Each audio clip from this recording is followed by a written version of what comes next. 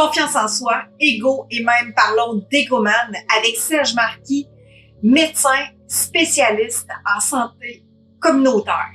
Alors découvrons cette entrevue dans un dynamisme, une humilité et une authenticité hyper touchante. Je m'appelle Hélène Benoît, motivatrice, éveilleuse de ton plein pouvoir d'être toi. Découvrons à l'instant dans l'entrevue Serge Marquis et la confiance en soi.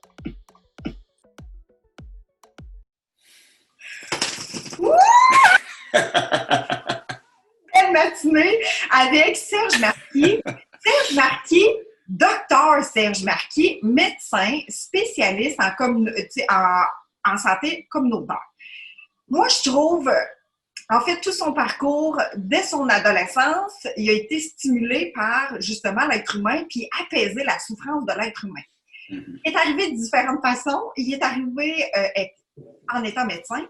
Mais au-delà de ça, ce qui me touche encore, qui a touché encore un plus grand public, probablement différemment, c'est avec son humilité, sa façon d'expliquer les choses, sa façon simple de connecter avec nous, son écoute, son humour, parce que moi, je trouve qu'il y a une légèreté dans ce qu'il dit, puis la façon qu'il dit. Il est conférencier à travers le Québec, mais même en Europe.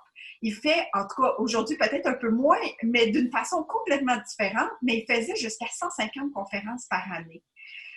Mais au-delà de ça, il est aussi auteur. Fait qu'imagine tout le portrait de tout ça, puis le best-seller qui a comme fait l'entrée en matière, c'est Pensouillard le hamster.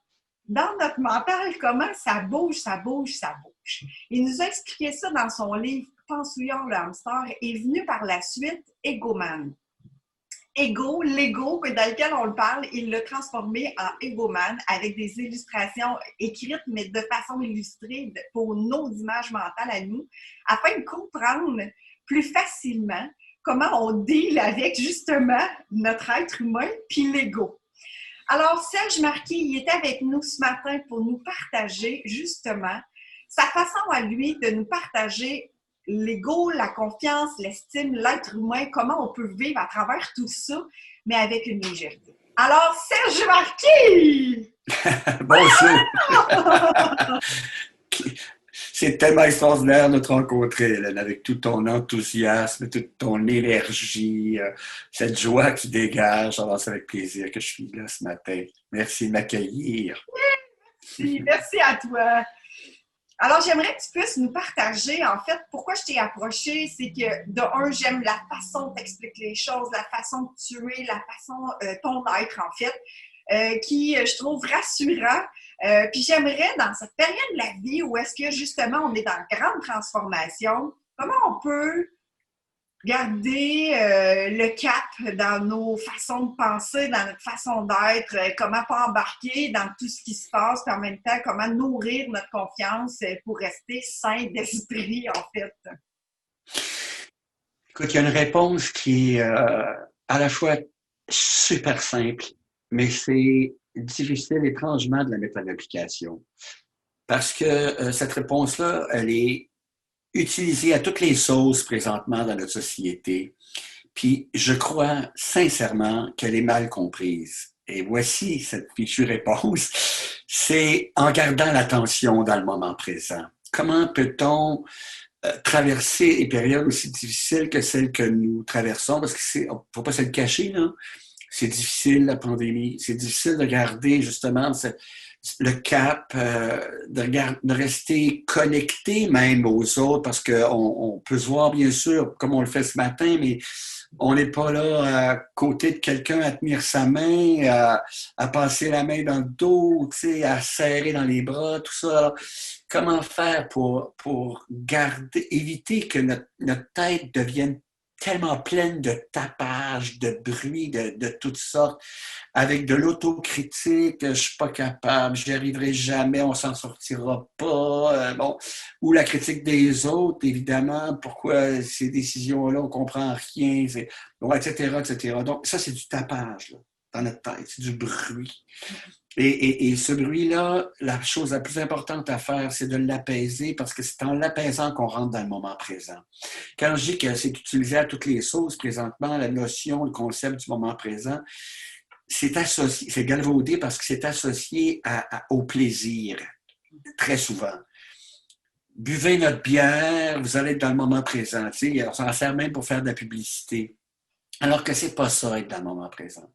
Être dans le moment présent, j'ai la chance de rencontrer souvent des jeunes, puis de leur dire être dans le moment présent, c'est écouter le prof en classe. Là. C'est ça que ça veut dire. Donc, c'est être simplement conscient de tout ce qui se passe en nous et surtout du bruit qu'il y a dans notre tête. Puis de pouvoir ramener notre attention, parce que c'est ça, être dans le moment présent, sur quelque chose de très, très concret. C'est pour ça que beaucoup de personnes parlent de placer son attention sur son souffle, sur sa respiration. Parce qu'on respire tout le temps, ça, c'est pas moi qui l'ai inventé, là, c'est dit par des sages depuis des siècles. Là. Je fais simplement emprunter leur discours parce que je l'ai appris, puis ça m'a été très utile. Que être dans le moment, la respiration là, est toujours dans le moment présent. Je ne respire pas dans le passé, là. Je respire maintenant. Là. Alors donc, quand je ramène mon attention là-dessus, je fais quelque chose de très important. Je débranche mon attention de l'agitation mentale, du bruit mental.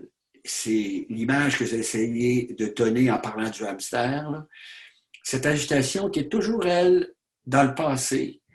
Ah, si on avait fait ça autrement, ah, si j'avais agi autrement, ou dans le futur, ah, qu'est-ce qui va nous arriver, ah, c'est épouvantable. Ce que je traduis là, c'est quelque chose qui est associé à des peurs. Et là, on rentre dans la question de l'ego.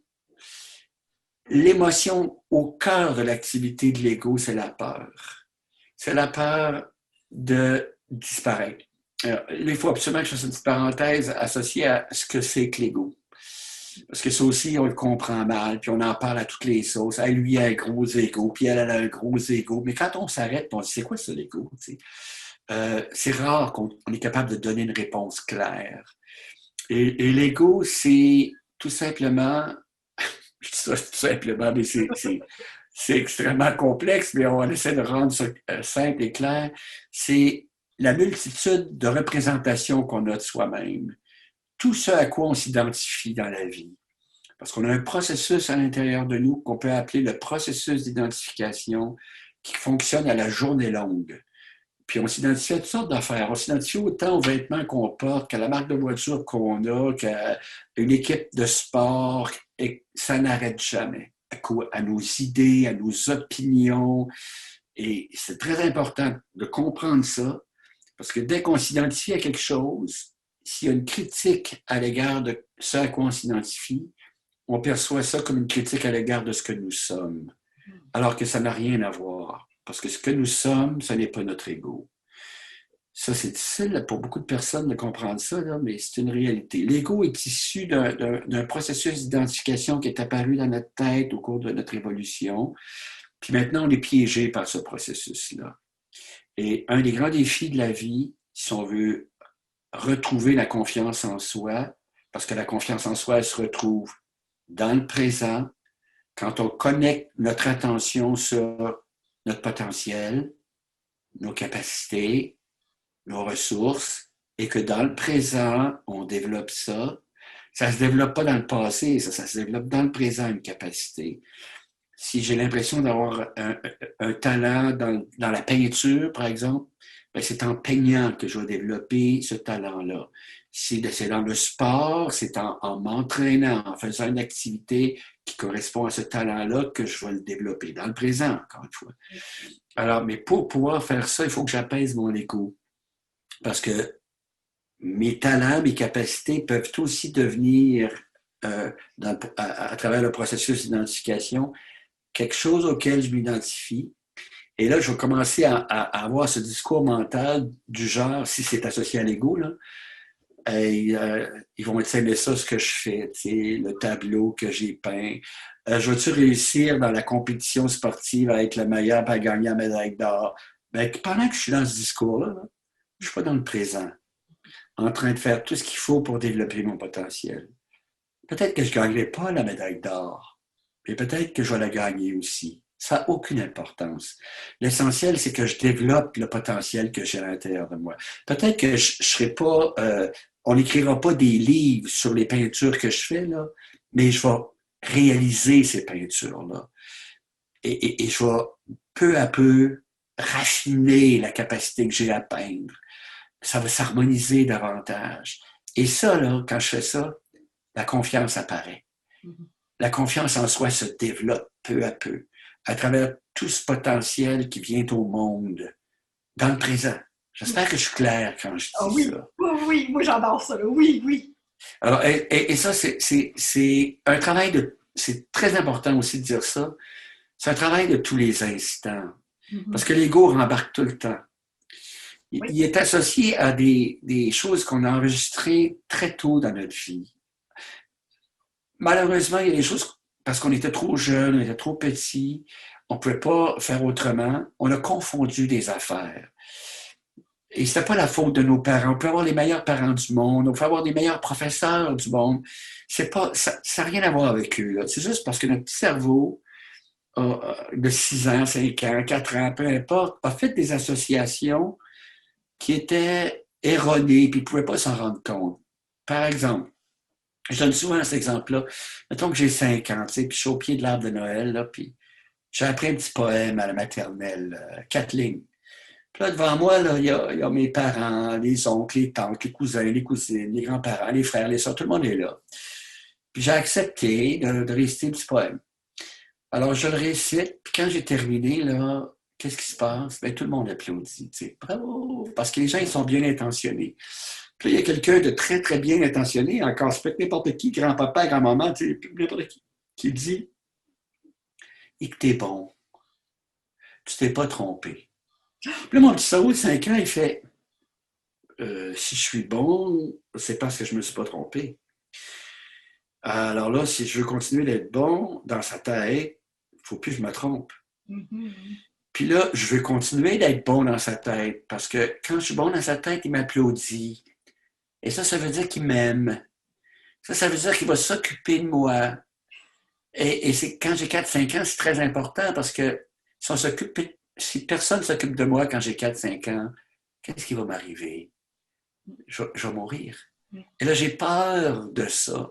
Donc, je veux qu'on continue à me nourrir, qu'on me protège, qu'on me donne des câlins, qu'on m'entoure de sécurité, etc. Puis là, dans ma petite tête de 5 ans, ça fait, pour que ça arrive, il faut que je me trompe, il faut que je sois parfait, il faut que je sois parfait. Alors, je commence à construire des images de moi, des représentations de moi que je veux entretenir comme étant parfaite pour le reste de ma vie si je ne prends pas le temps de m'arrêter. Puis que je ne prends pas le temps de ramener mon attention dans le présent.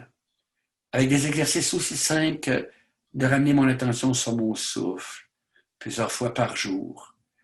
Quand ça s'emballe, qu'est-ce qu'ils vont penser de moi? Qu'est-ce qu'ils vont dire de moi? Qu'est-ce qui va m'arriver si je fais ah, pourquoi j'ai dit ça? Ah, j'aurais jamais dû dire ça. Et voyez-vous à quel point c'est associé à l'image qu'on veut entretenir de soi, là, parfaite, là.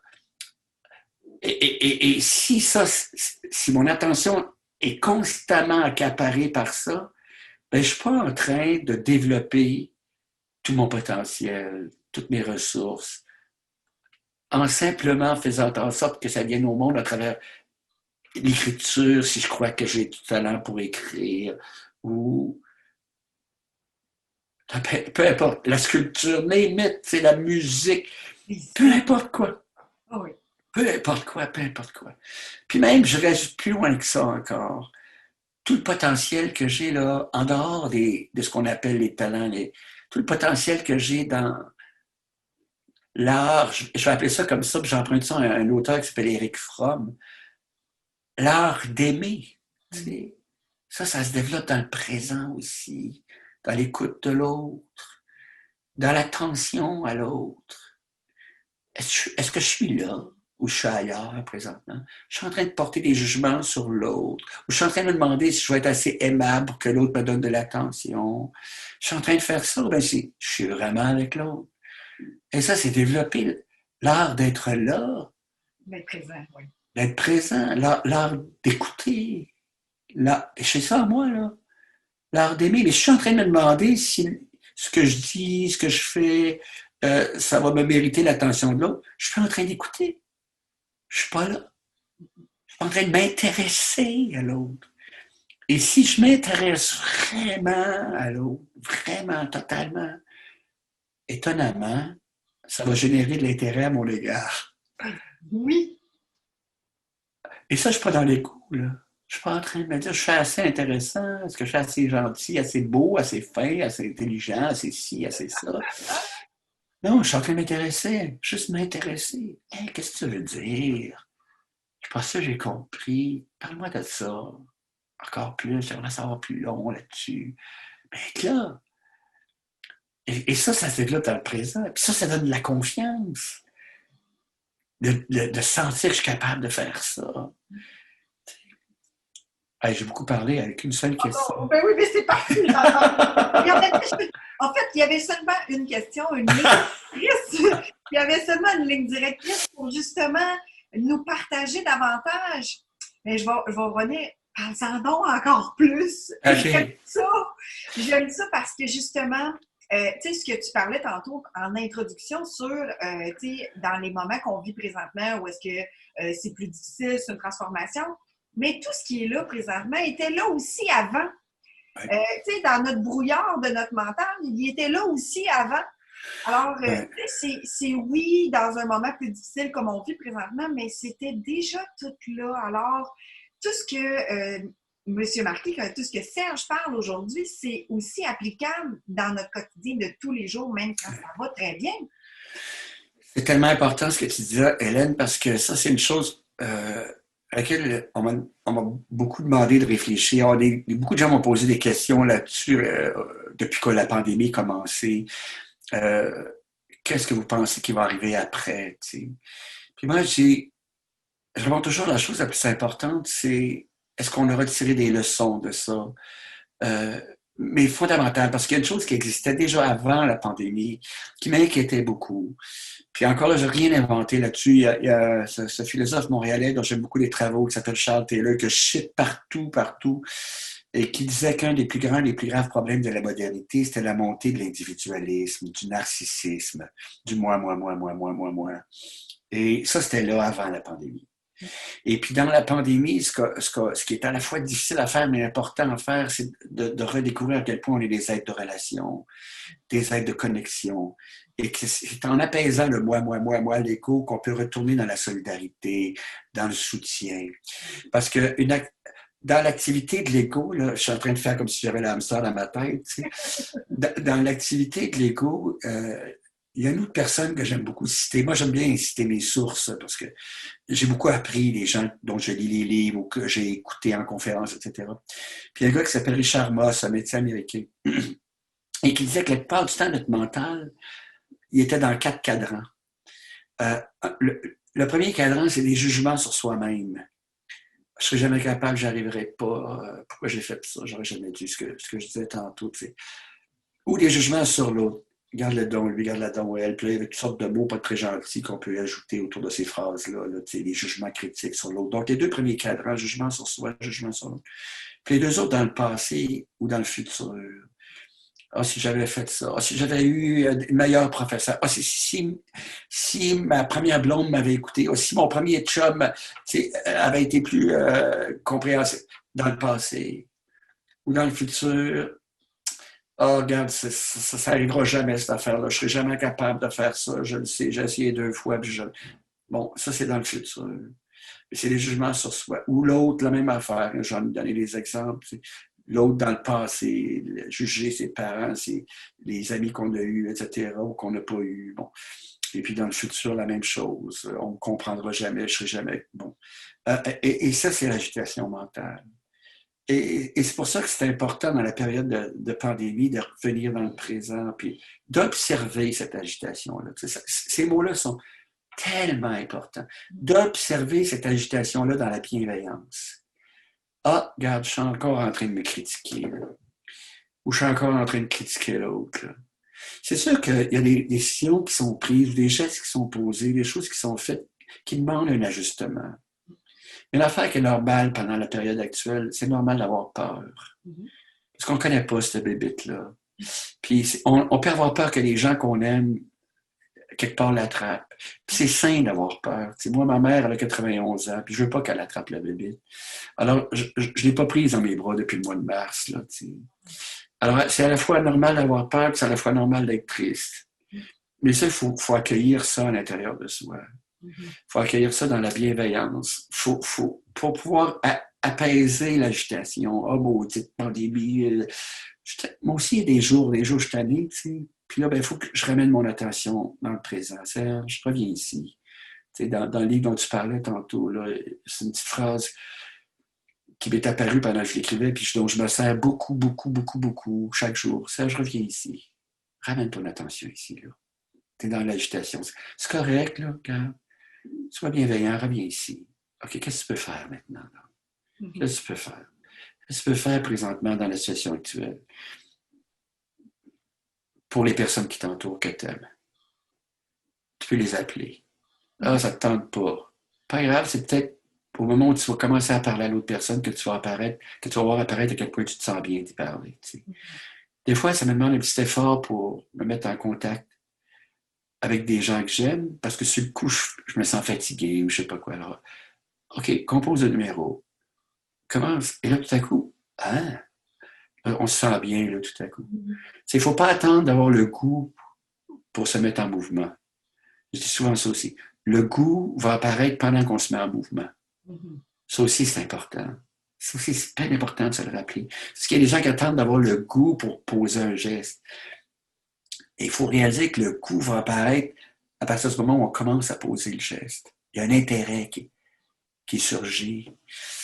Ça, c'est fondamental, ça, de se le rappeler. Ça, c'est fondamental. Donc, pour apaiser le tapage, le bruit là, qui...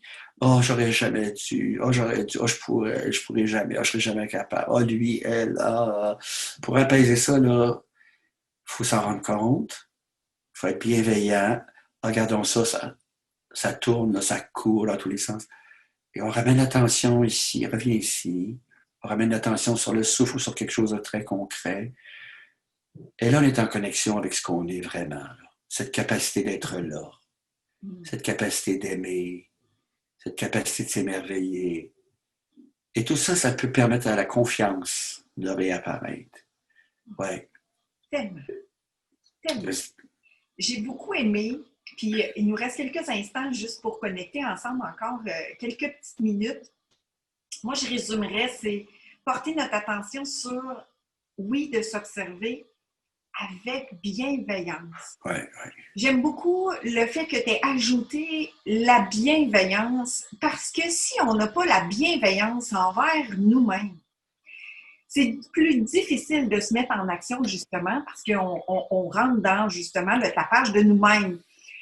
Alors, je te dirais, juste un petit mot de la fin pour terminer. J'ai juste souligné le mot bienveillance parce que pour moi, ça me parle beaucoup, ça me fait vraiment vibrer parce que quand on prend conscience que, justement, on est encore dans notre hamster ou dans notre tapage mental, on a tendance à se taper sa tête de dire « je suis encore là, ça marche pas, j'y arriverai pas, comment ça? » Au lieu d'y aller avec bienveillance et de dire « OK, je suis encore là, c'est parfait. Maintenant, quelle douceur je peux me donner? Quel accomplissement? Comment je pourrais transformer ces pensées-là pour que ça soit bien pour moi à la place? » Comment les apaiser? Regarde, c'est correct, c'est reparti, là, c'est pas grave. Bienvenue parmi les humains, pas grave. L'autre phrase que je me répète souvent, c'est bienvenue parmi les humains. Parce que c'est ça, on est très... Puis, pas grave. Ramène ton attention ici, là. Ramène ton attention ici. Et si on est dans la bienveillance par rapport à soi-même, c'est là qu'on peut vraiment être dans la bienveillance à l'égard des autres aussi.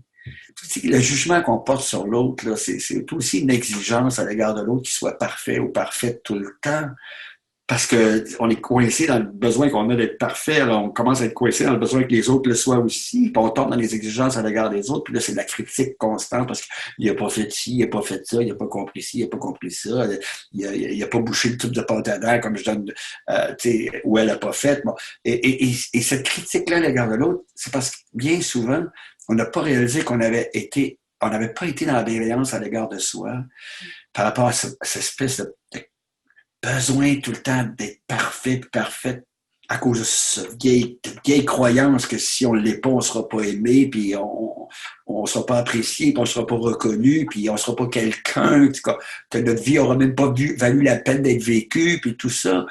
Alors donc, dès qu'on est dans la bienveillance vis-à-vis soi, c'est super important parce que là, on peut revenir dans le présent, puis on peut entrer dans la bienveillance à l'égard de l'autre aussi. Et faire en sorte que ce que nous sommes profondément, c'est-à-dire des êtres de relation, ça puisse se réaliser, qu'on connecte avec l'autre. Là. Et ça, là, on entre dans la solidarité humaine. Là on entre dans la coopération dans des périodes difficiles comme celles qu'on traverse. Et ça, c'est des outils mais tellement puissants pour traverser ces périodes-là. Ça nous a permis à l'espèce humaine de survivre. Hein? On l'oublie. Que si on n'avait pas été solidaires les uns des autres, là, si on n'avait pas coopéré, là, on n'aurait pas traversé d'autres épidémies qui ont lieu avant, des catastrophes écologiques, des catastrophes naturelles, les volcans, les ouragans, tout ça, c'est la solidarité. C'est la coopération qui a permis de traverser ça. C'est l'apaisement de tout ce qui est lié à l'ego, qui fait que, OK, non, c'est correct. Et là, on apaise ça, puis là, on entre dans la connexion. Et la solidarité, la coopération. Puis ça permet d'avoir confiance en ce que nous sommes, soi et l'autre, confiance en l'autre aussi. Et c'est là que la connexion se réalise. Oh, tellement. Puis je vous dirais, la connexion, tu sais, on peut voir ça très grand. Commencez par les gens autour de vous. Exact. Avec toi-même et les gens autour de vous. Après ça, éventuellement, élargir. Mais commencez par soi. La connexion avec soi, la connexion avec les gens qui gravitent autour de vous. Et après ça, vous agrandirez quand vous serez en confiance dans ce milieu-là, de plus grand et encore plus grand. Apaiser le moi, là, c'est ça. C'est devenir soi-même complètement, si on apaise ça, dans tout son potentiel, dans toutes ces capacités qu'on a nommées, là, d'être présent, d'aimer, de s'émerveiller, tout ça. Et là, on entre vraiment dans ça chez l'autre aussi. Enfin. Oh! Merci de ce magnifique message que pour moi, ça me fait vraiment vibrer ces paroles de justement apaiser notre mental, de s'observer, s'accueillir, être dans la bienveillance de soi-même, puis respirer. Respirer. On est souvent justement dans on s'oblige, notre hyper-perfectionniste, laissons tomber pour reconnecter avec soi, pour justement briller qui on est. Alors, je te dis... dans son essence. Oh oui, tellement. Dans son essence. C'est toute l'attention. Parce que respirer, c'est amener toute son attention sur le souffle. Puis si ça n'était que 2 ou 3 secondes, là, parce que c'est des fois difficile parce que ça repart, là, c'est déjà 3 secondes très précieuses là, pour soi. Oui. Puis des fois, je dis, c'est un peu prétentieux peut-être, je sais pas, mais pour soi, mais pour l'espèce humaine, puis pour la vie sur cette planète. Là. Ces 3 secondes-là sont super précieuses. Oh, oui. Alors, faisons-le ensemble quelques instants. On inspire. L'attention ici, là, 3 secondes. T'sais. Ça, c'est 3 secondes. Est-ce que vous avez senti cette connexion-là tous ensemble, avec nous, avec toi, avec l'espèce humaine? En tout cas, moi, je l'ai senti parce que je trouve ça tellement connecté, tout ça. Il y a plein de gens qui sont en ligne avec nous autres. On a eu plein de commentaires. On prendra le temps de leur relire. Je vais vous mettre les liens, justement, des livres que Serge a été auteur. Lego Man, le Pansouillard, le hamster, qui pour moi m'ont fait vibrer et j'espère pour vous aussi. Puis si vous faites quelques recherches sur Internet, sur YouTube ou il y a plein d'entrevues. Serge est présent beaucoup dans les médias radiophoniques, vidéos, entrevues à certaines places où est-ce que son message est véhiculé du hamster, du Pansouillard, le hamster. Il est présent avec nous, il est connecté avec nous. Merci de ce cadeau que tu m'as offert aujourd'hui. Hélène, c'est moi qui te remercie. Peux-tu me permettre une dernière petite chose? Parce qu'il y a un tout petit livre qui est paru il n'y a pas très longtemps qui s'appelle Papa. Papa, oui. Et dans la période qu'on traverse, c'est un livre jeunesse, mais quelqu'un m'a dit que c'est pour les 5 à 105 ans. Là. Oui. Et c'est un petit livre. Dans la période qu'on traverse, il y a beaucoup d'enfants qui perdent leurs grands-parents, d'autres qui perdent leurs parents. Puis peu importe l'âge qu'on a, dans une période là, où on est confronté à ça. Puis c'est un tout petit livre avec des illustrations d'un ami maintenant, Gilles Rapaport, qui répond à la question en toute humilité. Oui, il est papa. Tu sais. Et il y a tout un cheminement entre un enfant puis quelqu'un qui essaie d'apaiser, de consoler cet enfant-là. Alors, c'est un autre petit bouquin qui s'appelle Papa qu'on trouve dans toutes les librairies présentement. Qui parle de le deuil Oui, et qui est la recette l'amour. oui, exactement. En fait, je me souviens pas de la petite phrase avant, mais ça disait simple comme l'amour, en fait. Exact. Oui, puis il vient de sortir au mois d'avril, je crois. Ouais, exactement. En fait, il est arrivé au Québec en juin. Oui. Alors, il vient tout juste d'apparaître. D'apparaître. Puis, comme ça, je disais, j'ai vu quelques informations là-dessus. Ça va être ma prochaine lecture pour en parler.